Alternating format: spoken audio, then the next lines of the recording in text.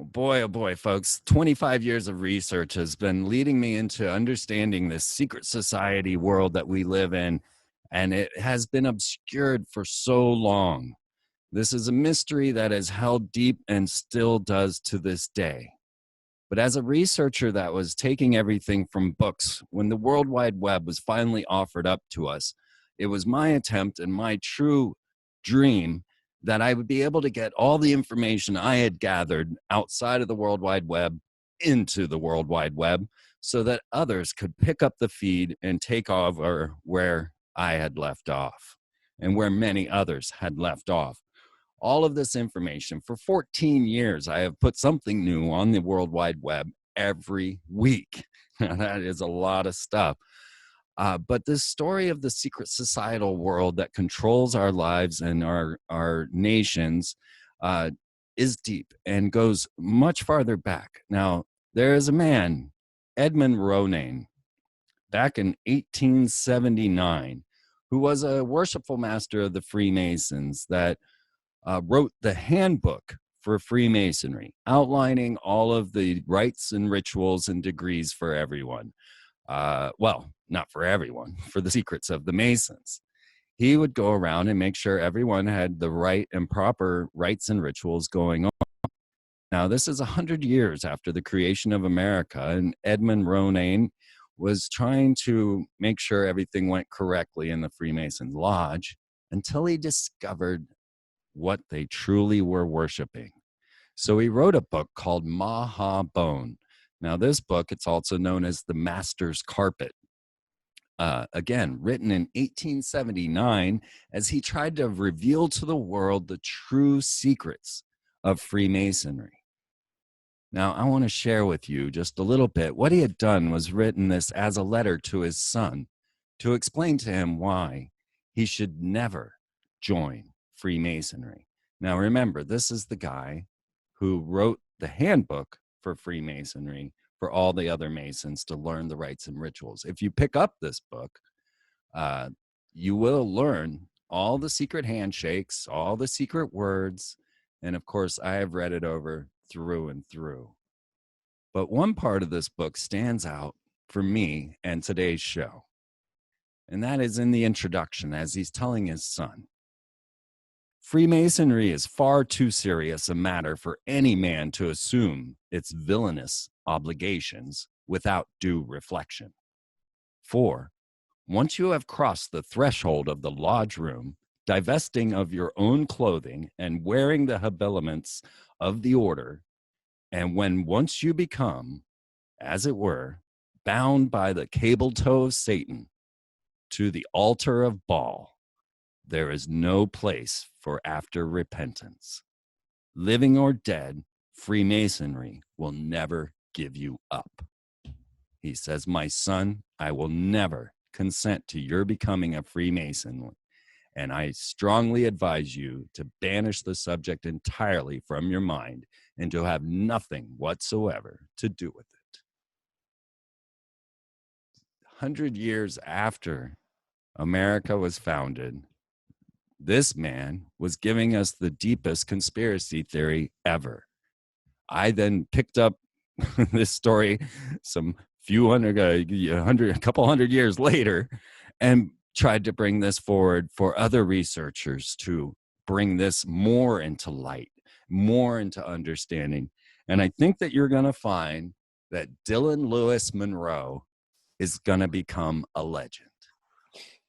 His maps of the Q Web, his maps of the Deep State Mapping Project, and what we're going to discuss today, the map of Baal, are going to astonish you in the amount of detail this young artist has put together. So please welcome to the Free Zone, Dylan Monroe. Hey, Dylan. Hello, good to be here. Yeah, I've been looking forward to talking to you.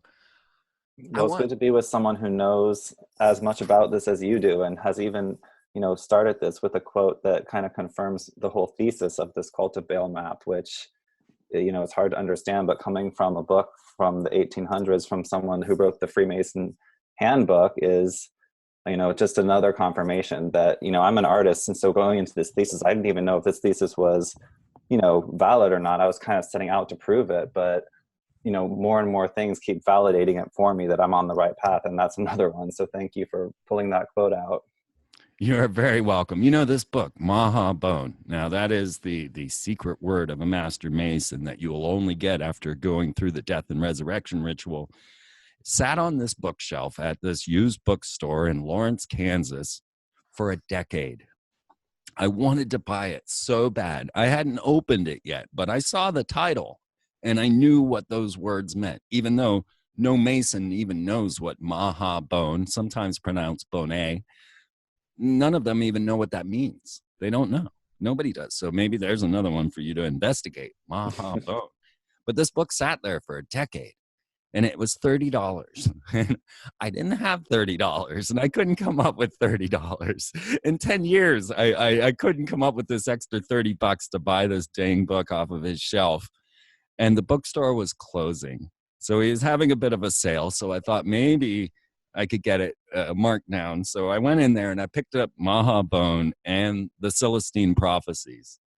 And I plopped it down on his counter. And he says, "Oh, just take it." After all that time, I got it, right? I mean, this book is hoary and old. It's in pieces, and I mean, it looks. I think it was pressed in 1879, and it astounded me when I started to dig deeper into what this was saying. But Baal is not a name you hear very often. What led you to even consider Baal worship as a part of your thesis? Let me think. But I think, early on, there was a few videos I watched that really inspired me to do this map. And one of them was The Pharaoh Show, which is on YouTube by Sean Ross. I think it's under his YouTube moniker of Chatsafrats. And he might have talked about it some in there, but, I've been digging into all these, the oldest, evil deities. And so, trying to figure out, everyone says the elite people are satanic. And then, you realize when you do more research that it's really more like Luciferian. And then, the more you keep digging, you end up getting to Baal. It's like the oldest name of like the Satan, Lucifer. Well, they're not the same archetype, but I think Baal's more of the Satan archetype. But, it's the most ancient sky god, really. I'm not sure if maybe like Enlil is even more ancient as in terms of, deities and Sumerian in that period. But Baal, for some reason, Baal resonates a little bit stronger as, the central figure in all of this than Enki, to me at least. But even those two might be somewhat analogous. So yeah, it's kind of the root of all three Abrahamic religions, and then also the opposite side of that, of Satanism and Luciferianism. It's sort of the root of everything. So just all roads for me kind of led there in terms of looking for the king of earth, shall we say, or the most evil deity that's Right. been in control here. Yeah, absolutely. Artists, you have pattern recognition, like when you start seeing the signs, symbols, and around you and things, suddenly they start to coalesce into patterns that you recognize. And I think that's what happened for you. Yeah, well, there's been several synchronicities as well. When I first did the simple version of the Cult of Baal diagram, I really struggled with the title. And I originally called the folder like the Baal map because I knew that was sort of the core of it. But since I just didn't know, and so the title of the first version of this diagram that didn't have all the extra information on the sides was the Sephiroth map of the Pharaonic death cult, because that one sort of ended in the Pharaohs and the Canaanites, and it was really inspired by that Pharaoh Show video on YouTube. But then when I was doing the expanded version of that diagram with all the extra information and adding in more of the main nodes, like I added in Babylon, like in parallel with the Pharaohs, and added all the information on the sides, I really just felt like, I had to go back to the Baal name, because it was originally called the map of Baal. And so I called the whole thing the Cult of Baal. And there was a another series of YouTube videos that came out in the spring, like literally right after I finished the Sephiroth map. Like the timing of this YouTube series coming out with like when I was starting to work on the expanded version of this diagram was almost uncanny, because it was like, I can't believe this person was publishing these like 30-minute long videos all about BAAL. Sometimes I forget the name of that video series. Let me just open up my website really quick to get it for you. But it was this guy that did a 6-part series on BAAL and the relation between BAAL and Christianity. And so these videos were coming out like every couple of weeks, like a 30-minute video, like expanding the series into 6 parts as I was doing the diagram. And it was just like perfect timing, you know, because, and you know, I don't even fully agree with his whole thesis, because he was really saying that Christianity is based on BAAL worship. And I think to an extent it is, but it's not like the main, I just think there's more to it than what he was saying. But he did give me a lot of historical context that really helped me fill in this diagram. And so, all right, I've pulled up what this video is. Oh, there it's starting. It was Introducing BAAL, Not Who You Might Think by R. Wayne Stryger. And I think like part 2 has even different names. So it might be a little bit tough to find on YouTube, but it's called Introducing BAAL, Not Who You Might Think. And it's kind of called BAAL and Christianity. It's like the subtitle. So that whole series was really interesting, even though I didn't fully agree with the thesis, but I was pretty close to agreeing with it. Right. Well, we're all still just figuring this out. And it's amazing that it's taken, what, 3,500 years for us to start to get to the heart of this. But I think that what you clued on to there, that once you open a door and the world, you ask the universe, okay, I've got this question and I'm trying to sort this thing out and I'm putting my effort into it, the synchronicities unfold. And I personally think that that is the true nature of magic and the very essence of what they're doing on a negative essence.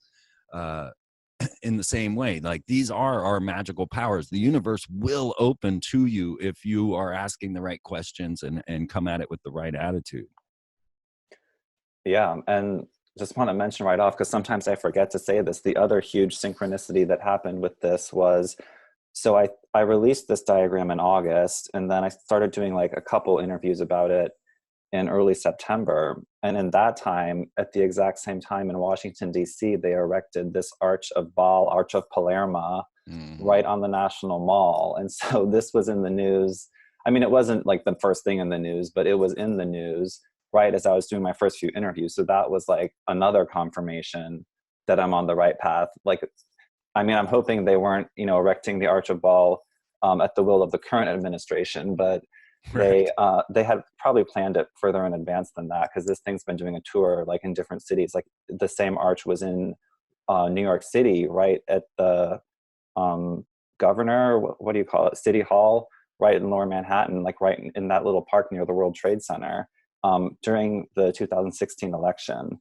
So, you know, they're putting this thing in certain places at certain times, and people do think that there is a cult significance. They're not just like doing a celebration of archaeological preservation. This is, you know, there's a reason why it's from the temple it's from, even though it's kind of pathetic because it's about a quarter of the scale of the original, because it is a reproduction. But when you see the original and then you realize that they've just shrunk it, it's kind of like, oh, that's really still has the same meaning. But, you know, it's kind of also symbolic that, you know, they're doing their best, but it's kind of pathetic because I think these Baalists are on their way out. Right. They can't even keep up with their ancient selves. You know, they can't even build the same scale of an arch anymore. So right. Falling apart. That's what we're all hoping for. Which actually brings me to one side note that I want to get out to the public for you. And that's the not that we're going to get deep into this until maybe the second hour, but the phenomenon, because I want to mention that this propelled you out into the world, even though, you know, again, the artist is unknown, but your QWeb diagram, it's now history. It's historic. It's a historical document that is being presented at the Met.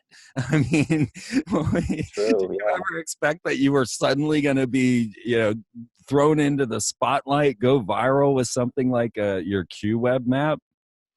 Tell us a little bit about where it is right now. Yeah, it has blown up extremely big, and I never expected it to. And it's all because of QAnon. I mean, if QAnon wasn't a phenomenon, this diagram wouldn't have become a phenomenon, I don't think. I mean, maybe, but probably not. But you know, you can't really say like if this didn't happen, because the timeline we're on, like it did. And so I don't like kind of thinking about like possible scenarios, because it's like, you know, everything did happen at this time for a reason. um but yeah, I mean, even as an artist, like I never expected the first call I would get from a gallery would be the Metropolitan Museum of Art. um so that was pretty shocking, that that was my first time.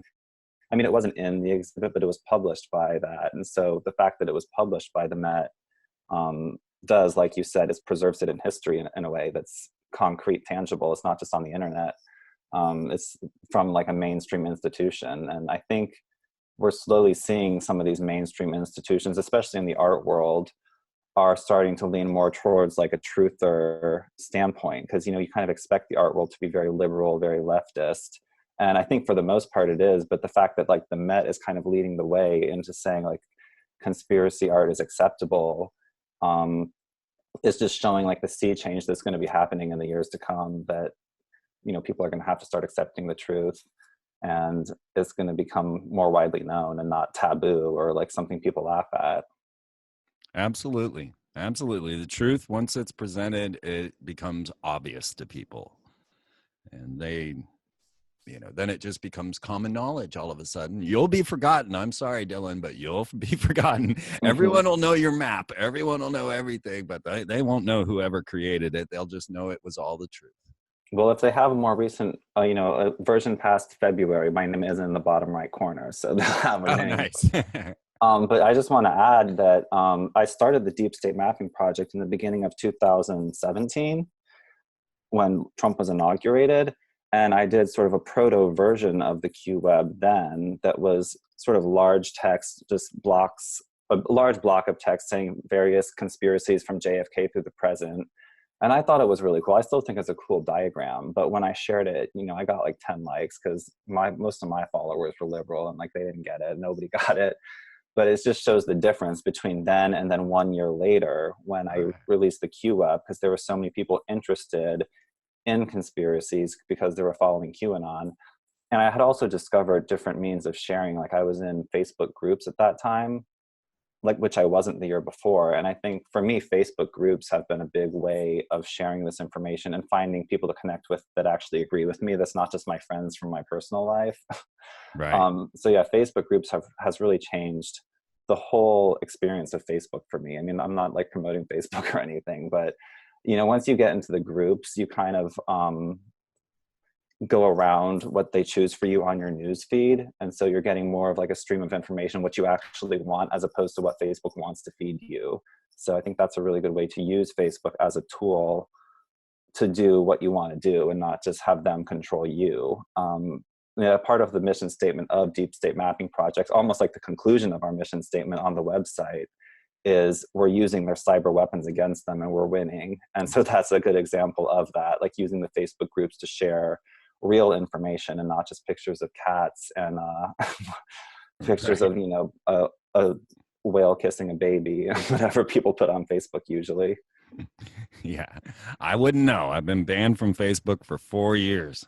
Okay, that's the way to go. Yeah, well, you know, it kind of sucks because, like you were saying, there's great community there, and I had a lot of people. You know, there were thousands and thousands of people there that I was communicating with, and then suddenly, they just, I no longer have access to my profile, so no one even knows that I'm gone. You know, they just erase you, but your page stays. And so no one even knows that you're not there. They just think you're not posting anymore. It kind of sucks.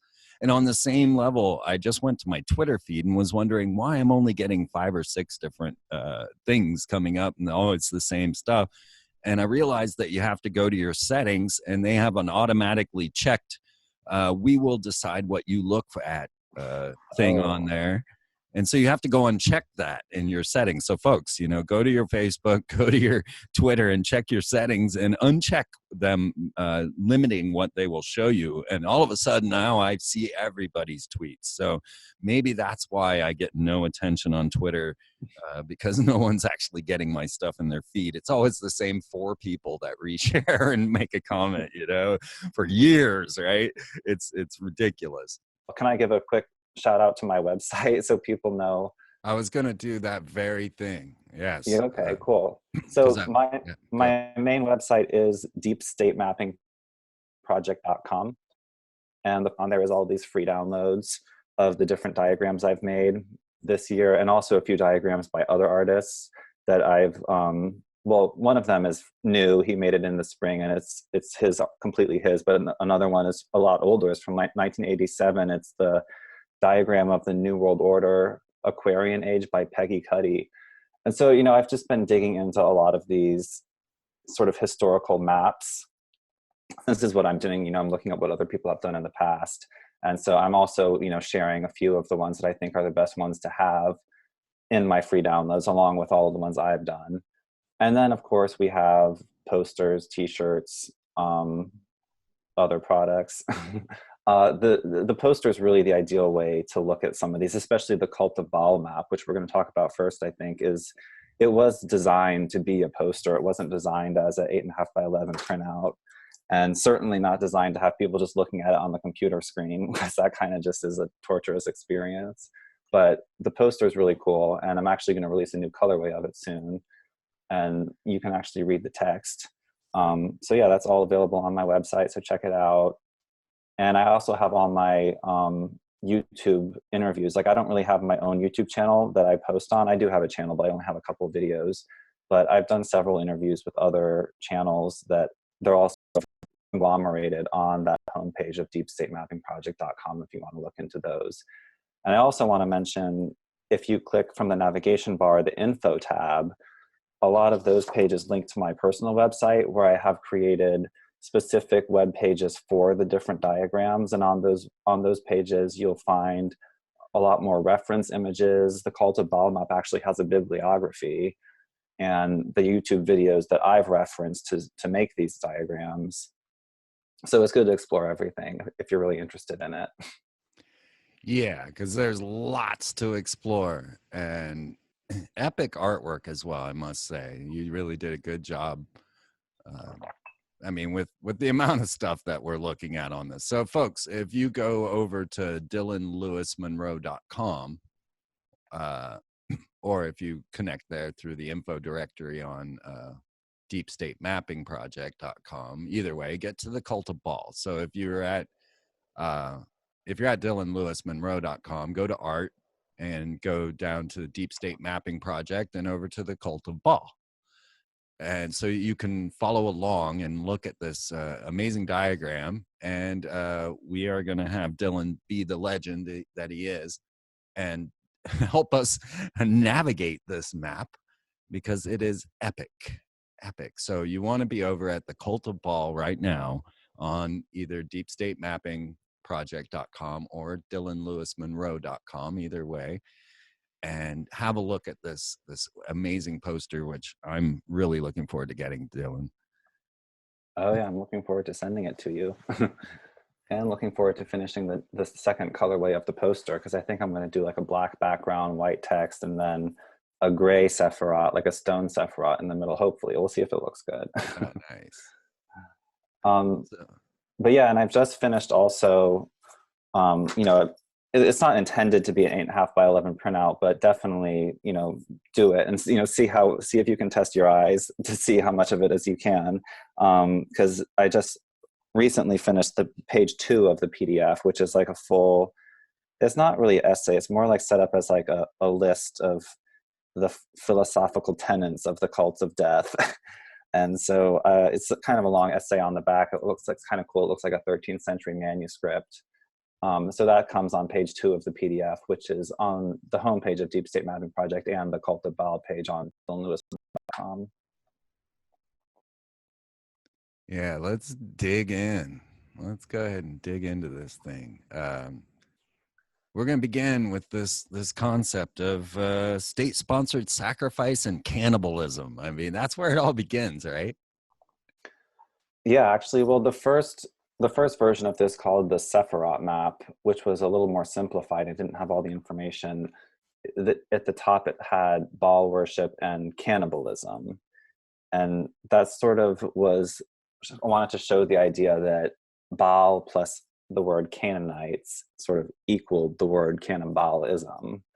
And so I was really obsessed with having it be, showing that sort of equation at the top. But I think it does include cannibalism, but it more often is just human sacrifice. And maybe they're cannibalized by extra dimensional reptilians. Right. But more often you see it just as like a human sacrifice as opposed to like full on cannibalism. Like I think that cannibalism goes on in very, very secret private rituals. And we're seeing it more bleed into the public eye with some of these companies like Ambrosia, a company by Peter Thiel out of California that is selling teenage blood infusions for $8,000 a pop. So as intravenous cannibalism counts as it Right. can't be more savage than that. But it's throughout time, these rituals have basically been toned down, sugar coated, disguised in so many different ways that they're trying to present these things to us now in such like a clean, Swiss scientific way that we accept it. If the New World Order had their way, they would probably be serving us human meat burgers in the near future. Either grown, saying they were grown in a lab, but they're probably grown on like tortured and tortured human trafficking victims. But that's a future that hopefully we've avoided at this point. But it does involve cannibalism, but more often human sacrifice. Right. Yeah, absolutely. We're, yeah. Drinking baby blood. I mean, seriously, though, I could see where someone did cross this type of cannibalism with Christianity in that, the rites and rituals of the Roman Catholic Church basically is Oh, cannibalism. definitely, yeah. And the whole Christianity is based on human sacrifice. People, I've been just in the past few months, like having more and more of a reaction to the fact that the symbol of Christianity is the cross. Why isn't the symbol of Christianity like something to do with the life of Jesus as opposed to his death? Yeah, or even a sun or something that was Yeah, positive.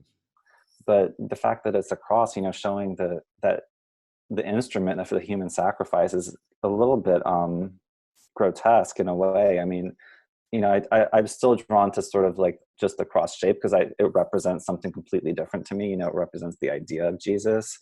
But when you see crosses that actually have the human on it, it's like a realistic depiction of what happened.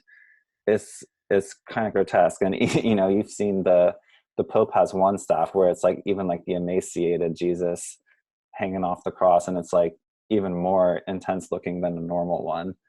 But yeah, there's a lot of symbolism within the Vatican that is blatantly pagan, blatantly satanic. The main symbol of the Vatican is the inverted cross, which is supposedly what St. Peter was crucified on. But the more you dig into that, I think that they sort of wrote that story just to have an inverted cross be their symbol, to sort of flip a bird at traditional or the original Christians maybe.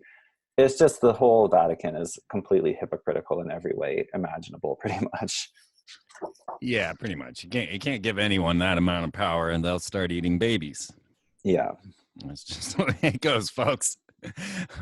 But this the Baal worship out of the Canaanites, the Phoenicians, came into the Hyksos kings and found its way into Egypt in about the, I don't know, 15th dynasty, somewhere around there, and was equated with their satanic character Set.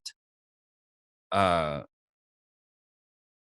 what I wanted to get into with you a little bit, just wherever you want to go with this, is this idea of how much effort the Egyptians put into dying. Like their entire lives and their history and all of their work and everything was about death, about what the Hmm. proper way to die. And I was wondering what your thoughts were on that. I don't to know exactly everything on this topic, but it's one of those interesting things that a culture would spend so much of their effort about the afterlife that I thought you might have something to say on that. Yeah, well, I definitely have been thinking about that more recently. And, I've known about mummies in Egyptian culture somehow, like ever since I feel like a really small child, like we learned about that, even in American culture, somehow like that. The whole process of mummification and that was somehow included in our, I guess, elementary school. I'm not sure when I first learned about it, but, a lot of this, I've been shocked that I never learned about it in school, but, Egyptian mummification and pyramids and stuff is one thing I did learn about early on, but I never really thought about it too much. Right. But what I've been thinking lately is that all of that ritual, maybe it wasn't just a religious, an impractical religious ceremony. Maybe it actually was somewhat more of a functional procedure.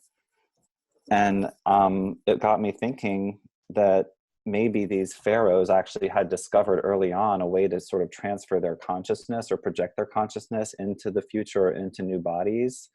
Um, I don't know if anyone has seen that movie, X-Men Apocalypse, when Apocalypse is like a mutant from like the Egyptian pyramid, and he towards the end of the movie they have sort of a ritual or procedure where him and another guy are lying on two different stone slabs like in a pyramid, and there's like a consciousness transfer procedure that's going on. And I feel like that might be another one of these examples of sort of truth shown as fiction in movies, which happens all the time. But these mainstream movies that are coming out, like certainly Stargate and what's the other big one that people always say is true? Well, Star Trek, Matrix. The Matrix. Yeah, it's like these movies are presenting truth in a fictionalized form. And I think that all these Egyptian rituals of the afterlife and death really might have had more of a practical function than most Western people probably give them credit for at this point. And now if we were going to do a consciousness transfer, we would have high technology, and it'd be like a little implant in your brain, probably transferring it to a computer. But they had different ways of doing things back then, because they had probably energy sources that they won't really tell us about now. I'm not completely convinced if they had electricity in ancient Egypt in this period that we're talking about, like in the Hyksos period, 15th dynasty. But I think most people who are open to conspiracies agree that the pyramids were constructed in a time when our civilization had access to technologies that we don't have now, possibly acoustic levitation, or definitely like wireless electricity. So we have to give them we have to at least be open to them having technologies that could do some pretty advanced things that maybe we're not even aware that we can do now. So I do think that mummification and pyramids might have had a lot more of a functional role than what we think. Yeah, let's consider that in Russia they mummified Stalin, they mummified Lenin, and both of them are rotting in their graves. They're putting them in graves because the mummification didn't take. And that shows us that we in the 21st century and the 20th century have no idea how the Egyptians managed to mummify a body that retains viable DNA for cloning, as we quickly learned when they announced that they had Akhenaten's DNA. Now, like you, I thought everyone knew who Akhenaten was. This was one of those things that came to me young, and so I always thought everybody knew about Akhenaten, but it wasn't really until Ancient Aliens made a big deal out of his cone head that people started to pick up on Akhenaten and his high strangeness. Mm-hmm. But if we were going to do this type of thing today, well, we have the CERN grid. And the CERN grid is a 200 plus computers that are all jacked together, that form together to push petabytes or exabytes of information. Now, an exabyte is so large that it takes 5 exabytes to store everything written on the. So now we're talking about being able to push this type of information, but now our brain is even better than that. And so they're trying to come up with the amount of processing power in order to actually do mind transfer technologies. And one movie that played into that was The Sixth Day with Arnold Schwarzenegger, which was put out by Phoenix Pictures. Now, Phoenix Pictures, they have a corporate logo, and it is a friction match striking and then burning up into the fiery phoenix. Well, folks, go look up Lucifer in the dictionary and see what the first definition is. A friction match, right? Mm-hmm. So Lucifer Pictures is bringing you mind transfer technology coupled with cloning so that you could then be immortal and continue transmitting your soul into this other body and into another body, and you can just keep growing clones and keep transferring. But at the same time, we have Zahi Hawass, who was the secretary of the pyramids of the Giza Plateau, and he was fired for sexual misconduct and bribery. But he was known as the Indiana Jones of Egypt, and you see him in every damn Egyptian expose there is. Like anytime Egypt's on TV, so is Zahi. But he had the Discovery Channel build a $6 million DNA lab in the Cairo Museum, and then suddenly announced that they had the DNA of Queen T, Nefertiti, Akhenaten, and they were able to grab all that DNA. And then the pharaohs themselves saying that they would return 3,000 years in the future. And guess what? And that's what the whole Obama administration was, right? Yes. So you're familiar with my work.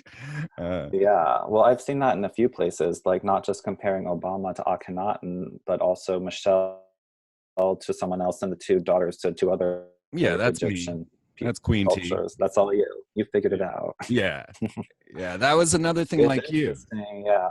I think, yeah, the people who are really running this at the highest level have been very interested in reincarnation, or if you want to call it consciousness transfer, for as long as they've been in power. And that's kind of how they've stayed in power. You know, it's not just passing down wealth through generations, it's actually finding ways to use technology to transfer your actual consciousness. And so whoever, you know, the highest people running this world, they might have knowledge from literally hundreds of lifetimes going back for 3,000 years or longer.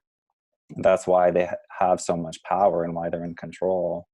And why the program stays the same. How this Baal worship came all the way from the Canaanites into the Freemason lodges of the 21st century. You know, something like this would dissipate. It would fade away.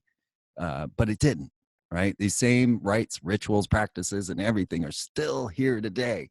And as Edmund Roanes told us in 1879, you know, this Baal worship's going on right now. So it's so hard to like sit back and say,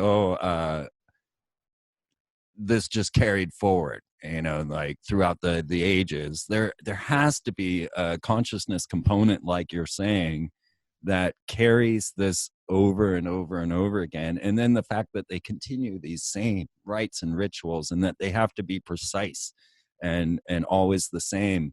And then the orientation of the lodges, of the Masonic lodges, making sure they're always north, south, east, and west, and the way that you come in, and all of those things have remained for you know, millennia. Yeah. And I mean, everyone knows how royal families will intermarry. Common for them to marry their cousins, and that's one way showing how, you know, they want to keep both the knowledge and the bloodline pure. And Freemasons have similar practice that, you know, they marry within other Freemasonic families. And so that's part of the reason why I think not many people had heard about Freemasons, even in America that's run by Freemasons, up until, like, you know, the new millennium now. I hadn't even heard of Freemasons most of my life because I wasn't as into conspiracy in the 90s, but because, you know, they keep it within the family, and they keep their tongue. Even you were saying your father, I don't know, can we say that on the air about your father? Like, Yeah, absolutely. not knowing that your father was a master mason for your whole youth.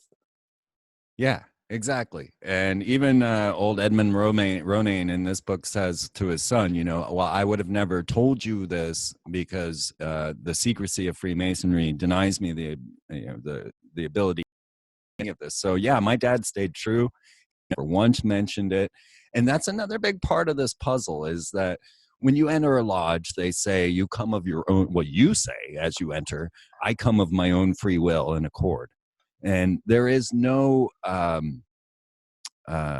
recruitment for Freemasonry. It is that you must join of your own free will and accord. They can't come out and ask you to join. They can't even suggest it. And even if you're the son of a Mason, they're not going to even tell you about it. Mm-hmm. Yeah, it surprises me. So that is very magical. The fact that you must go of your own free will. You must give up your free will and become and worship at this altar of Baal. I kind of thought you did have to be invited. Like you just show up on your own free will, or you don't have to have an invitation?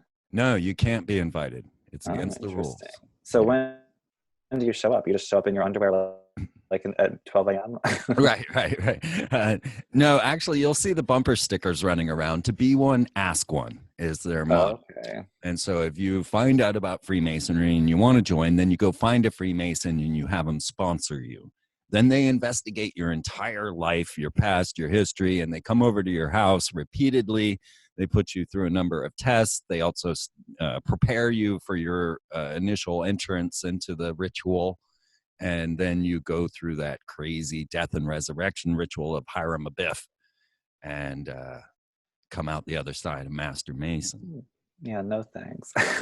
Yeah. I'll just read the books and make these maps on my own. I agree with you. I agree with you 100%. I mean, the whole tie with it too, I mean, I know it's sort of at odds with the Roman Catholic Church, but here in Cincinnati and in Covington, Northern Kentucky, like they have a huge, I think it's a Grand Lodge.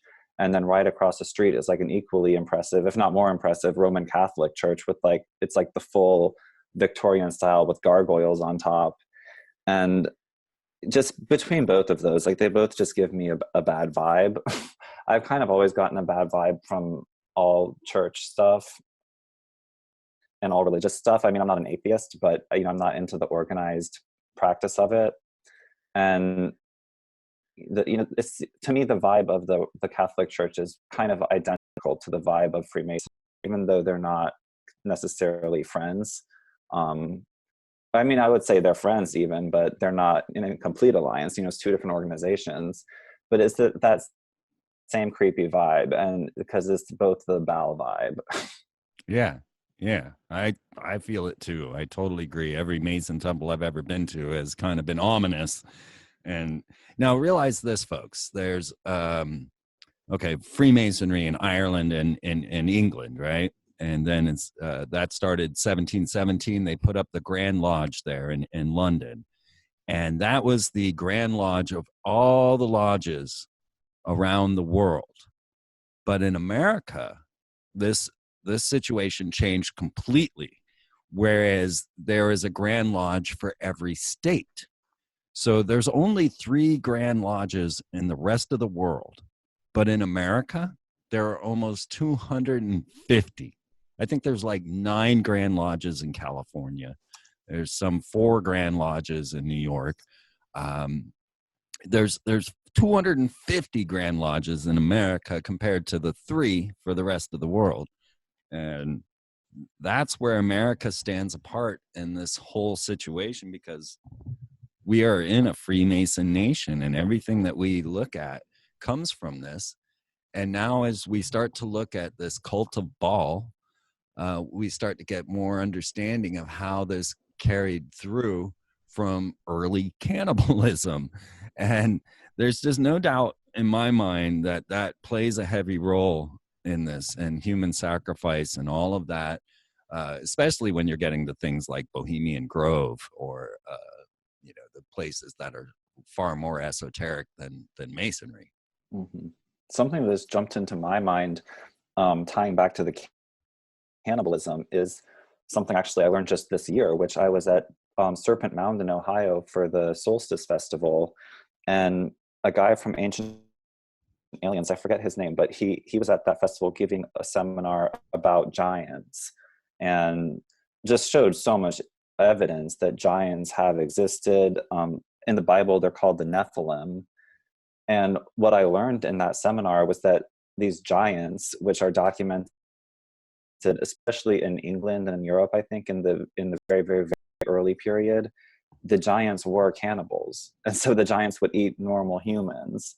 And so if these giants were the rulers as well. And like the stories say that regular people sort of ousted the giants at a certain point and regular people were in charge. But I think that some of this DNA from the rulers today might go all the way back to the Nephilim, the giants, who were sort of a different species even, and were cannibals of humans.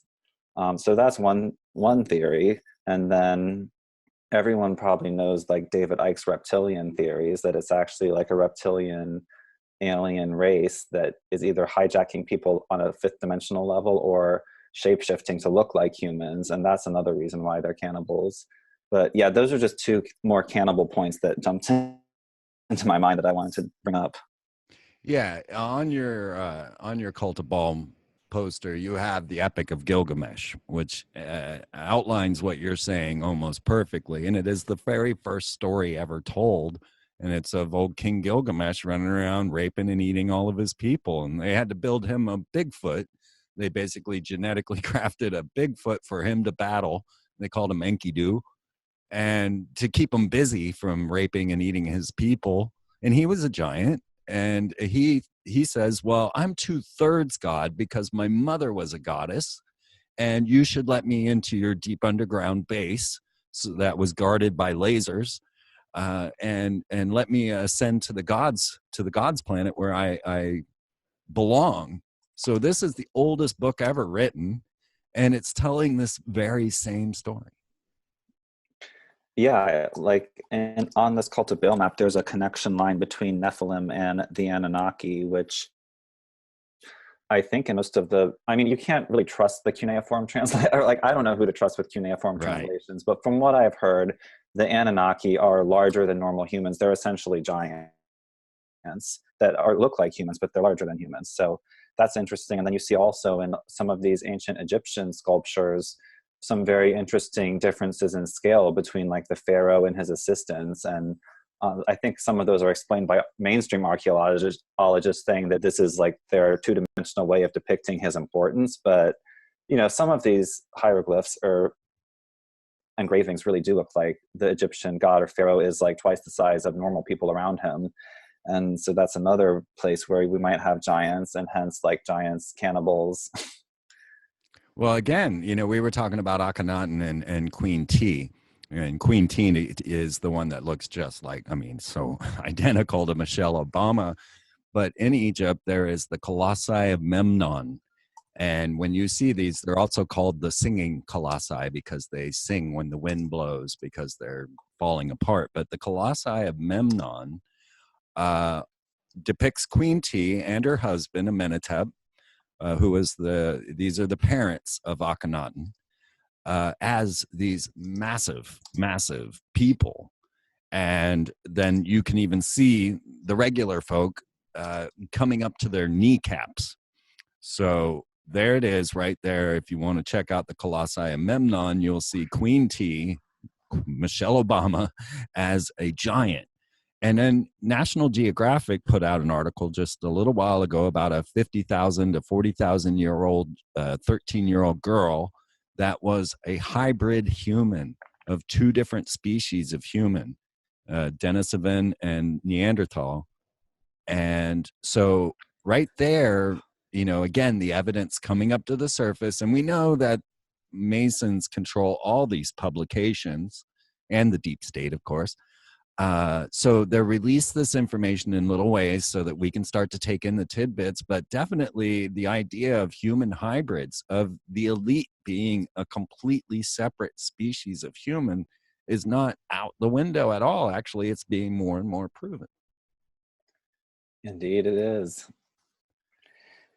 Yeah, I didn't get into the reptilians on the Cult of Baal chart, but I think it does. It's even a stronger tie back to this, the idea of like giants, Nephilim, Anunnaki, because it's all about this bloodline. And it gets confusing because There's like the idea of the Merovingian dynasty, or just the Merovingians, which is kind of saying that the most elite bloodline on earth goes back to Jesus's bloodline.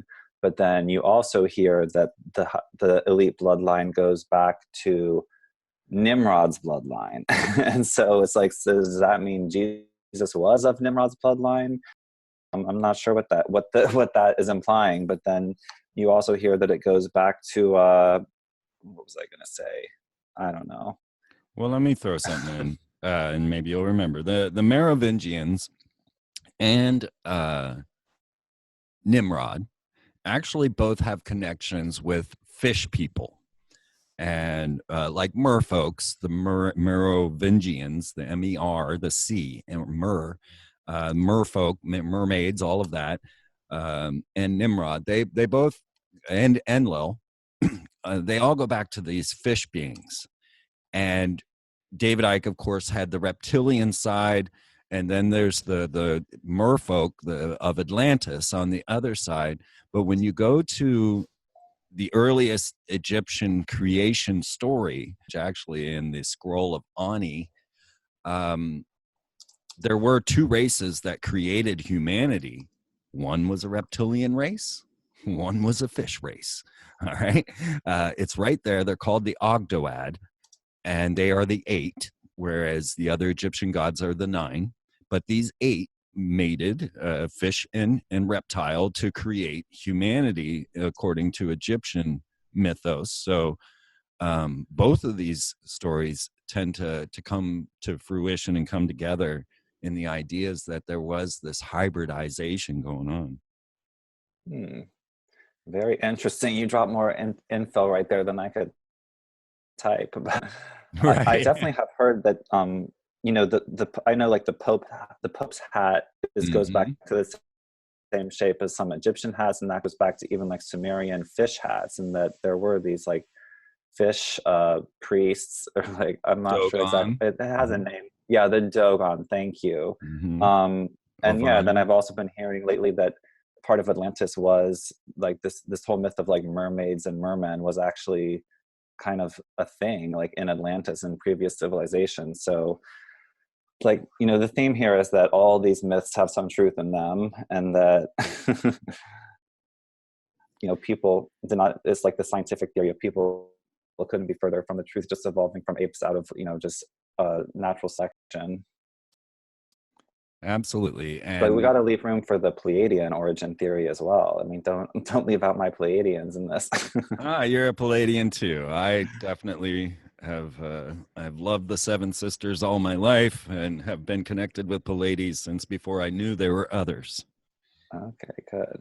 Yeah, definitely Palladians have played a large role in my awakening, honestly, strangely enough. But yes, why is it that all these nations worship the dog star Sirius? And then, the Palladians, we're the system busters, as the Palladians would say, and have brought ourselves outside of this system, and we're here to be the system busters. So we're going to reveal all of this stuff that you're not supposed to know. We're going to go ahead and just throw chaos into this and say, hey, here it all is, folks. And I don't think they saw us coming, Dylan. I don't think they did. I really don't think they were expecting artists like yourself to just suddenly expose all of this out in poster form. They're more trying to leak it out into the public eye with Disney. Disney put out this series of books by Rick Riordan. And one that really stuck out to me was the Red Pyramid. But a lot of them, the Percy Jackson and the Olympians, right? So all of this plays into what you're saying. These books by Rick Riordan, produced by Disney, and Disney is the largest propaganda arm of America. In the Red Pyramid series, they are actually taken over by the Egyptian conscious forms, these consciousness egregores, if we'll call them that. And so these beings are actually taking over the children's bodies and using them, and these kids just have to deal with it. Whereas, which they end up battling Apophis, and they end up really traumatized by having their souls taken over by these Egyptian gods. But then you've got the Percy Jackson side of this, again, still Rick Riordan, still Disney propaganda arm. And you've got this other side where they're the children of the gods. And of course, Atlas and Atlantis, and you have the merfolk and Aquaman. But again, this consciousness takeover is the theme of the stories in all of these books, and bringing this art out to slowly get it into our consciousness that there are what we'll call them conscious vampires. Mm-hmm. Well, I haven't heard of those books before, but they sound really incredible. Are they are picture books or written books or what? They're written books that have become movies. Well, Percy Jackson did. I don't think the Red Pyramid series ever did become movies. But I was just noticing again that was it Fox that got taken over by Disney earlier this year, or maybe it was last year, and I was just like, wow, Disney really is kind of controlling everything. It's a little bit scary. Oh, do a Disney map. Disney map, yeah. Do a Disney map, man. They own everything. They own ESPN's. They own pay-per-view. They're the largest purveyors of porn. Whoa, porn? Yeah, on pay-per-view. Oh, wow. It. Yeah. They own everything, Yeah, Disney that's an interesting company. At least, most people know the children's movies, but even the children's movies, every single movie is about magic, witches, fairies, and we think of it as so innocent naturally, but when you have looked at the Cult of Baal map, it's not quite so innocent. They're trying to indoctrinate kids with the magic and witchcraft and all their dark stuff. And I've even seen there's YouTube videos where you can watch some of these old Disney cartoons where they're literally showing pentagrams and dancing pentagrams. Oh, yeah. Donald Duck and the pentagram. Yeah, absolutely. Yeah. Yes. Yeah, and I recommend going back and checking out Disney on the Front Lines and check out their early propaganda films for World War II, and you'll be astounded at films like Education for Death, which continues to play out and constantly is recreated into other forms. Education for Death is basically when a child should kill. When is it okay for you to kill another? Wow. Yeah. And you'll find this in The Last Dinosaur, more recent retelling of the Education for Death, where that poor little dinosaur is supposed to kill the human and he doesn't want to do it. And his dad's telling him he's wrong because he won't kill the human. He wants to be friends with the human. And then his dad dies. Of course, every dad and mom dies in Disney, right? First scenes. Yeah, it's I was traumatized by both the Bambi mom dying and Mufasa dying. It's why do you have to show that? I mean, I guess kids should be taught about death at some point. Oh no, it's intentional trauma. I kind of like the Brave New World version of teaching kids about death, where they just have kids go and play in the hospice all day. But yeah, Disney seems to have a very traumatic way of doing it. Oh yeah, that's the whole goal. The Nazis came right in there. Now, have you heard the theory that Walt Disney was actually Hitler, taking on a new identity? I'm not sold on that one, but I've heard it. Yeah, I wouldn't be sold on that one. My mom met Walt Disney and was a Nazi youth, so I think she would have noticed. All right. So it's not all conspiracies are true. That's something we got to say here. It's when two different conspiracies are conflicting, you got to figure out which one's more probable and then just go with that one. Yeah, I've been in this battle trying to show people that there's no evidence to suggest that Walt Disney was a Freemason. And boy, oh boy, do I get attacked about that. Everybody wants to believe it. And all I'm trying to say is go prove it, right? Mm-hmm. Because if you don't have the proof, then you can't say it's true. Sure, there's circumstantial evidence, but what you're actually looking at is Walt Disney Company. And Walt Disney Company absolutely is Freemasonic, without question. They got masonry all over the damn place. But Walt, the man, not a lick of evidence. And I've been to all the Grand Lodges. I've been to all the Mason temples, and I have not found one iota of evidence to suggest that Walt Disney is a Mason. I'm not trying to go against people in their beliefs in that, but I'm trying to state that you need to lay out a cultiball map and have the evidence before you. And so I'm not trying to battle people on this. I'm just trying to make a point that you got to actually know something is true before you go telling people it is. Yeah. So I have But this question. I prefaced both my diagrams. I just want to say I preface the QWeb and the cult of BAAL with this statement, which is on the back of the QWeb PDF, that all information should technically be considered theory, and you're encouraged to research each point on this web yourself and come to your own conclusion about its validity. So that's very important to keep in mind. The cult of BAAL map is actually a lot more historical. So there's fewer theories on here. I mean, there's a couple question marks that is just something, I'm not sure about, that I don't think anyone's really sure about. But most of the cult of BAAL diagram is more concrete historical information, as opposed to the QWeb includes some theories. Which you would have to, since he doesn't actually give you statements, he gives you clues, and then you got to go make it up for yourself, which is so dangerous. That's why I don't follow the Q line all that much. I keep an eye on it, but if you're not giving me actual data, if you're just trying to lure me in with a reference that might be stated by the president, now I believe everything, but yet you've still told me nothing. Yeah.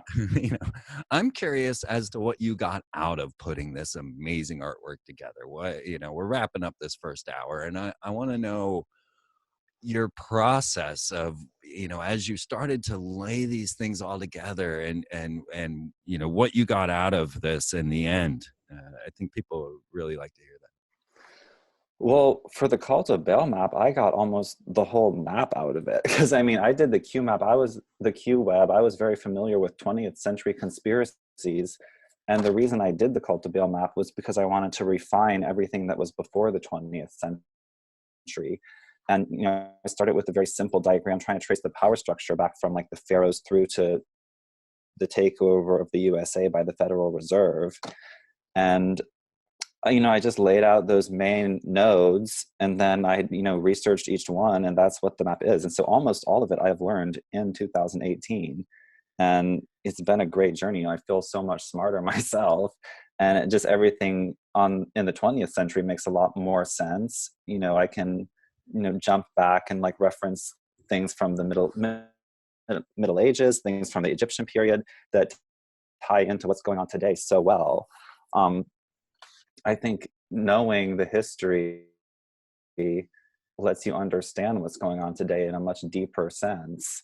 And, without the context, it can just look like a jumble of conspiracies in the 20th century. But when you understand how like organizations like the CIA have these predecessors, the Jesuits, and how the Jesuits have a predecessor like the Praetorian Guard or the Templars, it just makes so much more sense. And so, yeah, I'm really new to this information, and that's why people like you have been studying this ancient for longer, know so much more than me. But I'm playing a major catch up, and once you type it out for yourself, you memorize it so much better. So I'm not sure what to encourage people to do, but at least maybe take your own notes, because once you write it through your own hand, it sticks in your memory so much deeper than if you just hear it, or if you just read it. So like when I watch YouTube videos now about these subjects, sometimes I watch it once just for like enjoyment, but then I have to watch it a second time and actually take notes and bullet points. And it just helps you remember it somewhere. And you'll be able to recall it like in conversations and stuff when you're trying to convey it to other people. And also I want to emphasize that rebuilding like an oral tradition nowadays is really important, and it transfers information so much faster than even the internet. I've been going to meetings with people throughout this year. Like I first had a meeting in Vegas, and then I've had meetings every month in Cincinnati with other, say, truthers who just kind of like feed me information. And I get a lot that way as well. In a meeting, you come out with all these notes, and then you can like add your notes to your own research. And it's just great because it's compiling everyone's research into one place. Yeah, it's amazing. It really is. What you got out here is amazing. It took me 25 years, and I didn't even come close to the legend that you have here. So that's what I love about now, with the World Wide Web, because as I began with this show, 25 years of reading and researching and doing all of that and getting deep into trying to get the little tidbits of information that we could, then we dumped that little bit of that seed. And then I watched that seed grow over these last 14 years. And here comes Dylan Monroe. He's got it. He's laying it out. You know, you've got everything in there. I mean, if anybody just went and researched just, you know, each word or one word even on this, they would learn so much. Oh my God. And you've got so much detail and data. And I love how you incorporated the Kabbalistic tree of life into this, even though it's not really based on this Kabbalistic tree of life. Using their own art against them is something I totally love. Yeah, definitely. Like, the goal here was to put as much on one piece of paper, like present the whole history and, you know, the theory of the alternate history in front of someone's face at one time, which, you know, if you were going to watch YouTube videos or read a book, you know, it'd be a 1,000-page book or multiple 1,000-page books, or, you know, hours of listening to interviews on YouTube. But this, you can kind of look at it all at once and just sort of understand the complexity and the depth. Even if you can't read everything at once, you know it's there and that you're looking at everything at the same time. And I think that's why it's kind of gone viral and people have resonated with it so much, because it's presented in a way that's accessible and quick. Because the thing is that it's the Great Awakening right now, and at least for me, like, I feel like I don't have time to read books anymore. I mean, I have been trying to like catch up and read bits and pieces of books where, you know, I need to do more research, but we're in such a fast-paced environment right now, and that things are unfolding so quickly as well, even in the real world, that, you know, we have to bring people up to speed quicker than books and even YouTube videos, because there's just so much for people to learn, because education has been so deficient in these areas, that these tools are basically learning tools for accelerated learning. And I think people are finding them to be working pretty well for them. Well, folks, you gotta love it. This map starts with the cult of Baal, the Baal worship, and the human sacrifice, and goes all the way to CERN. And let's see, what did you have there? CERN, the portal to hell. I mean, that's epic, you know? This is epic. Your work is awesome, Dylan. I love it so much that I couldn't wait to get you on the program. Well, thank you. I'm really glad it's resonated with people and that it's helping people understand and get a bigger sense of history. And it will, folks. You guys want to go dig into this. He's a legend already, but if you don't know him, it's DylanLewisMonroe.com, and also the DeepStateMappingProject.com. You can pick up all of his work, get the posters, get the t-shirts and hats, and help support this artist as he takes us through the looking glass and deeper into this mystery of Baal, which explains so much of what is actually going on planet Earth, and how we've ended up with some of the most villainous beings controlling our lives.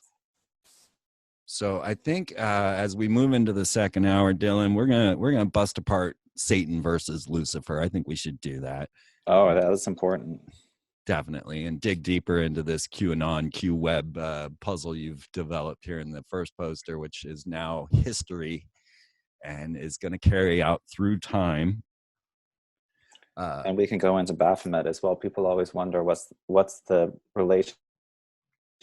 Is Baphomet the same as Satan, Lucifer? So that's all on here. Okay, awesome. And I love that you have Molech as the bull. Because Molech was never an owl, folks. I don't care what Alex Jones said. Molech is a bull. Oh. Well, yeah, I mean, that is confusing, because it's the statue at Bohemian Grove that they say is Moloch and it's an owl, but that's Alex Jones said that. Oh, okay. Yeah, I corrected him. I did. I corrected him, and you'll go and see in his film he changed that. Well, he didn't. So would you say that that's like a Minerva statue then? Absolutely. Look at you. Damn, you are on it, man. That's awesome. That is awesome. We're going to get into that too, folks. So stay tuned. If you're not yet a member, please become one. Help support this show. Server fees, internet fees, they're all going up, man. I might even have to raise my price next year. I don't want to do that, but I might. have to, because everything has just jumped. I mean, it's almost double what it was when I started. And so if you want to grandfather in, become a member now, and you'll stay at this price forever. But probably next year I'll be raising the price, because I only just make it, folks. I just want you to know that, I'm not getting rich over here. I'm just keeping things going. So yeah, me neither. right. Us I mean, artists.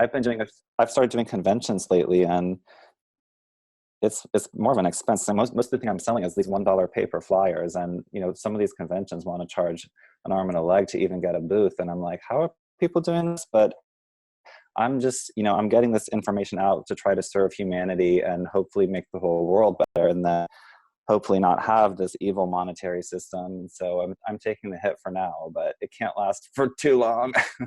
Right. And you'll make it. Why don't you tell everybody what's coming up then? What do you got going on? Well, I don't have any other conventions completely confirmed, but I'm trying to get into Conscious Life Expo in LA at the end of February. And then I'm also trying to get into Victory of Light, which is the big psychic convention in Cincinnati next spring. So that's the only two things I have on the schedule directly. I might be doing an event in Las Vegas at some point in the near future. It would be maybe like a private QMAP celebration event, because that's sort of where I have a contact where the artwork originally went viral on his blog, and he has a whole like metaphysical community out there. So there might be an event in Las Vegas that's TBD. If you want to stay in touch, definitely follow the group on Facebook, Deep State Mapping Project, the group. And of course, we will have these all linked right here on the page for you, so that you can get direct to them from freemantv.com and get everything you need, because you want to talk with this guy, guys. Dylan is an amazing character, an artist, a fashion designer that suddenly was awoke into this crazy world that we actually live in, and has presented it in such a way that so many people can really start to pick up. And I couldn't have asked for more, Dylan. I honestly couldn't. To see now the fruition of the seeds, and to watch this grow into this. It would take an artist as yourself to really pull this all together with your pattern recognition and seeing this bigger puzzle. Yeah. Well, I was a pattern, like a print designer in fashion, which is why these have like kind of a smooth look. It's sort of set up to be a repeat. Absolutely. I can tell. And I think anyone looking at this can tell that you definitely have art in your soul. And I probably could have guessed that you were a Palladian. Okay, good. Well, probably. I read the Teachings of the Pleiadians by Barbara Marciniak the summer before I did this Q-Web. So, I was hoping to be able to channel, and I don't feel like I was channeling necessarily, but I think something might have happened. There might have been some input from the Pleiades. I don't doubt that at all. It has played a large role into my awakening as well, and has come through in so many different ways. And now we know that we are all connected in this conscious world, and our consciousness is all bound together. These guys are trying to eat it while we're trying to expand it and free it. So that's the big difference. So go ahead, and the best thing that you can get out of this Cult of Baal map is the fact that you don't have to participate in this damn system. Once you realize and you see all the manipulation that's going on, it gives you free license to become a system buster and just break free from the program, and realize that we can rewrite the script, and that we can then break free from this system of domination through the money magic and all of the cannibalism, whether it be literal or figurative. It's going on.